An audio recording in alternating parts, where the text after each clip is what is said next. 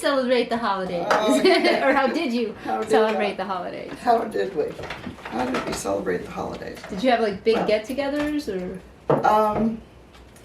The house was always full of people at my grandmother's house. We had no phone and communication, so people just showed up.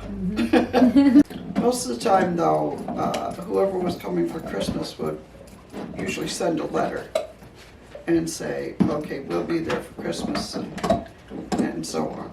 So I don't know. It was kind of random who was there and who wasn't. You know. As far as like when I was really little and living at my grandmother's. I don't really remember Thanksgiving so much as I do Christmas there, because Christmas was, you know, always so special. Santa Claus and all that. They never called him, my grandmother never called him Santa Claus. She always called him Sandy Claus. Sandy Claus? Sandy Claus. Sandy Claus is coming. But my grandfather and I always went for the tree. From the time I could walk, I think. He would take the big sled. Listen, you're kind of noisy. You're kind of noisy with that over here. Come on over here. Come on over there. There you go. So anyway, she's coming back over. She's bringing her phone with her. She's laying down there. Yeah, she's laying here, and that's it. So anyway, they had what they called a hand sled, which meant that they pulled the sled by hand, and it was the old wooden sleds with the metal runners. Like a toboggan kind of thing? No, like with the metal runners. Oh, yes. Okay, I know what you're talking about. Yeah, like the ones we decorate with now. yes, the ones that everyone decorates with now. They're old fashioned now. Then they were, you know, that was everyday stuff. We'd go out with the sled, my grandfather and I. And of course I'd ride on the sled on the way out on the way out to get the tree. And we were always looking for the best shaped tree, and we didn't usually get a big tree because the house was small and the rooms were small, so they usually put their tree on the table, on like a plant table, you know. And so we'd look for a tree, but we always were looking for like the best shaped tree, and so of course I'm looking, and when I was little I'd say, "Oh, Grampy, look at that tree up there. Now look at the top of that tree. That tree is perfect. It's perfect. Let's get that one." And he'd say, "But we can't cut that whole big tree just so you can have the top off it." So, of course, we never did. And we always found a small tree that would work, you know. And he'd put it on the sled, tie it on there, and fix it so that I could sit on the sled also. With the tree. With the tree. And ride home. And most of the time, by that time of the day, by the time we'd get out there and be coming back, it would be getting dark. And the lights in the house, you know, all we had was the lamp light. You know, the lamp light would be flickering in the windows. And I can just remember how welcoming the house looked, you know, with the light in the window. My grandmother had these little wreaths that she'd hang on the inside of the windows. They hung on the inside of the windows, but you could see like the, you know, the little outline of it from as you get closer to the house and so on. And of course we would be all excited about bringing the tree in and getting the tree, you know, does this tree look good, Mother? And, you know, and all of this. And of course we would be cold and in snowsuit, and usually all bundled up, scarves and the whole works. But in those days, it was cold. It was cold by Christmas. We'd have snow in November. You know, at Christmas it would be cold and snow. Yeah. You know. What would you guys decorate with? Did you make your own, or like ornaments? No, we had decorations. A lot of times my grandmother used like the Christmas cards that would come in from whoever, you know, whoever was sending cards. She'd set the cards in the tree, you know, and we had these metal icicles, and I still have a couple of them, and they were about maybe 5 inches long, 4.5, 5 inches long, spiral. They were metal. They were silver on one side, and they would be colored on the other side, like red or green or blue or gold. So we had those. Of course, we'd hang those on the tree, and they'd kind of, you know, move a little bit. We had no lights or anything, you know. And she had some little ornaments, like the little ball ornaments that, you know, reds, greens, yellows. And always a star on the top. Always a star on the top. I know that Uncle Arthur used to talk about how they used to string popcorn. And they used to string cranberries to put on the tree. And that was when they were younger. But those the tinsel was the thing that usually sparkled the most, and the bulbs would, you know, a little bit. I always liked the decorations more than I liked the presents. You know, like, I'm with you on that. yeah. And I still do. I love to decorate for Christmas. Yeah. That's kind of my favorite part of Christmas is the decorations. Yeah. Do you find yourself like, the day of Christmas, it's depressing to me because that means it's over. Like the decorating and all the fun stuff, and it's pretty. Yes. Yeah. And then it's done. And it's done. But I didn't like to take the tree down. I always liked to enjoy my tree after Christmas, and I still do. For Christmas, I usually always got a doll, and I had lots of dolls. I would always introduce my new doll to my dolls,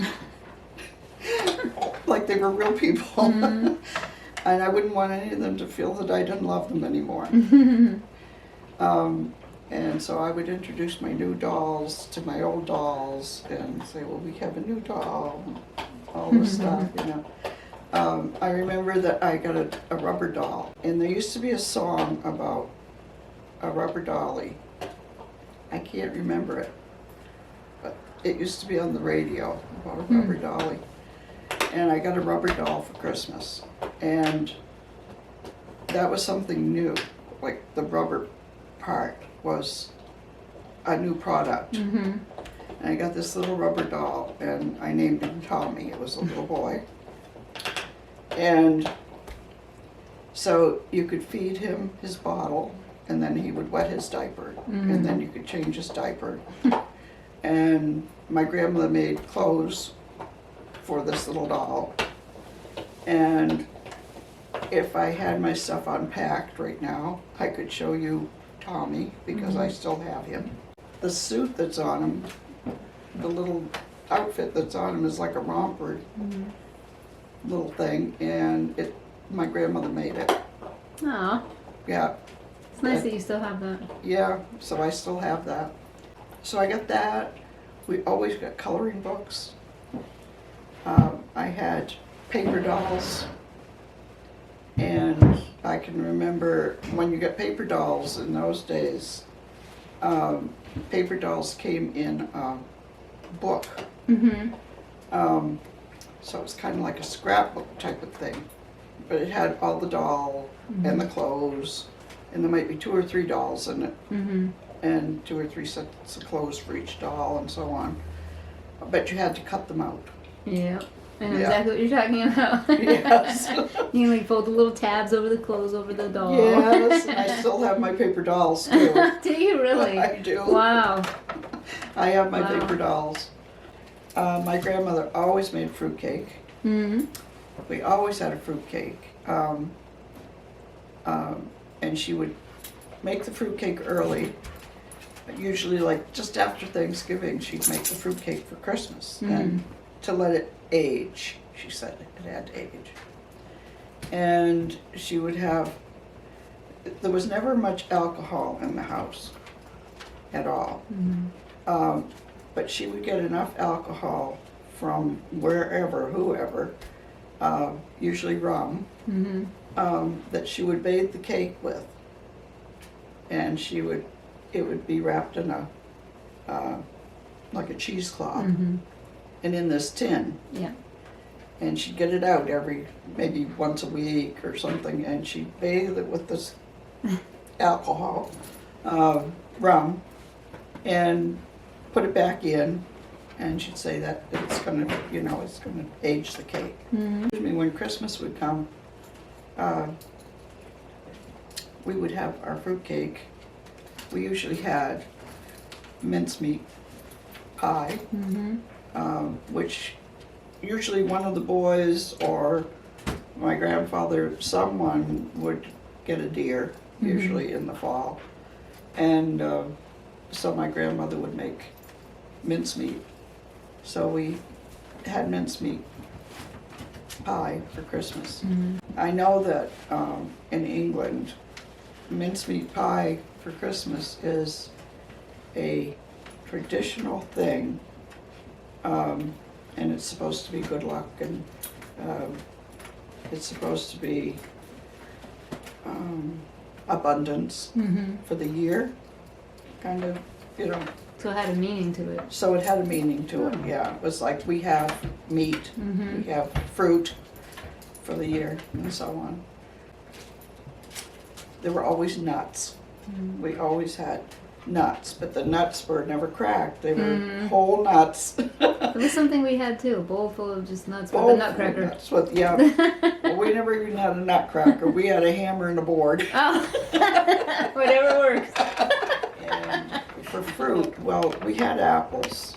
But for Christmas, the special treat for Christmas, up until I'd say, well, I can remember when oranges were abundant at Christmas, but when I was really young, they weren't. And the stocking that we would, you would have to laugh at the stockings that we would have, because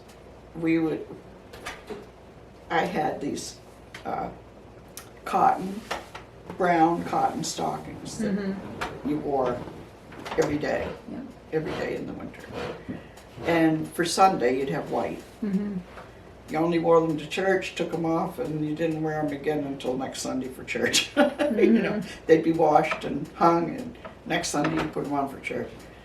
But the brown stocking you'd put out for Santa for Christmas Eve. So you'd leave your long brown stocking out for Santa, and what you would get in your stocking would be an orange, walnuts, and pennies. And that would be what you'd get in your stocking for Christmas. And you didn't get candy and gifts and any of this kind of stuff. And you only usually got 2 or 3 little gifts under the tree. You didn't get a great big abundance of. I remember when I was probably 4.5, almost 5, when Rudolph the Red-Nosed Reindeer became very, very popular. The song Gene Autry was on the radio all Christmas, singing Rudolph the Red-Nosed Reindeer. And I remember we would get the Sears catalog would come in. Well, we had two catalog companies that would come. We had Eaton's, and then we had Simpsons and Sears. It was called Simpsons and Sears. and they would have a Christmas catalog that would come out every year, probably around, 1st of November or whatever. So everybody could sit and drool over All the this things they catalog and dream about all these things that they would like to have. So in this catalog was this picture of this little girl with this Rudolph the red-nosed reindeer dress on. And it's like, oh my goodness, I just loved it, It's like, oh, I would love that dress. I just love that dress. Well, lo and behold, I opened my package on Christmas and it was the dress. The dress. Oh. And it was yellow, and it had, I can remember it had little red trim on it, had a little collar, had a little red trim on it, had little puffy sleeves. And on the front of it was embroidered on the skirt on the front, Rudolph. And it was just the sweetest thing. And I loved that dress, and I wore it more and more and more and wore it for the longest time. And I think I still had it. I know I did, because there's a picture of me with it on when I started school. And it was starting to get pretty short on me. You were growing. It was above my knees, which at that time, your dresses were, pretty much below your knee all the time. It's like, okay, this dress is getting too small. It's getting above my knees. I have enjoyed life and enjoyed life as a little girl. I'd go back and live it all over. And I do in my mind. Yeah. I live it through you. Yes. I totally do. Yeah. See you next time. More stories.